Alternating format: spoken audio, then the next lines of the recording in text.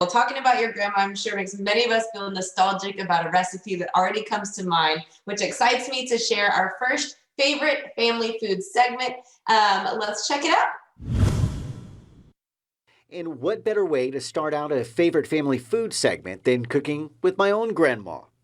How you doing? I'm doing good, honey. How are you? Good. Good morning. Good morning. Oh, it's always good to see Your you. eyes cold. I know, it's cold outside. All right, Grandma, so tell me the step-by-step process of making potatoes and eggs. It seems simple enough, but it's a little process. A little process, yeah, but it's simple. Use as many potatoes as you need. 3 for whatever size family you're cooking for. Okay. And then you wash your potatoes, let them dry or dry them, and then start peeling them with a scraper. As a child, you used to think, okay, it's fun, until you nicked one of those knuckles. Oh, yeah, yeah. That wasn't so fun.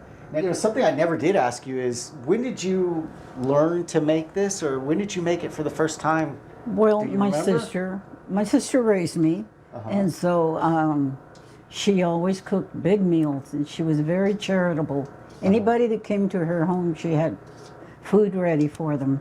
My Aunt Eva was only 17 years old when my great-grandmother passed away, left to raise 2 kids, my grandma who was only 5 at the time, and her slightly older brother. Now let's get back to the cooking. I'm gonna make sure I cover the whole bottom of the skillet. Not a lot, but enough. I cut this one in half, Okay. and then it's easier if you just keep cutting. And a good cooking tip is, the smaller the pieces you cut, the quicker they'll cook. And it doesn't matter what it is, it always seems better when Grandma makes You it. know why? Why? Because you're cooking with love. Oh, You want to please your grandchildren.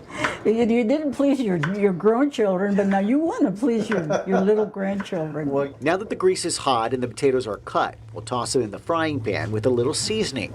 And be And that sure way to stir everything them gets often at salted first to and make sure everything peppered. blends well and evenly. how long are we going to cook these for, Grandma? Until they turn golden brown. Okay.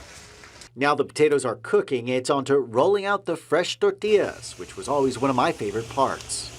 When it starts bubbling, that means it's almost done on one side. Okay. Then you flip it. And while those are heating up, and once your potatoes are golden brown, you add the final ingredient, your scrambled eggs. Now you just wait. Now it's time for the good part, and that is to sit down and eat and enjoy it.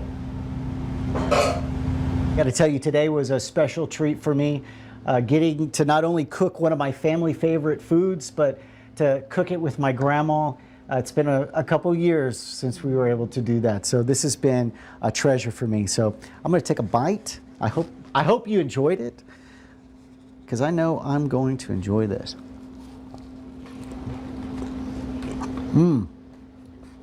Good. Just like I remembered it. That's good. Never know. I may come to your home and cook one of your family favorites. Hope you enjoyed.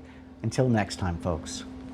That's good, Paulo. This was good. This was a lot of fun. I had a good time with you today, Grandma.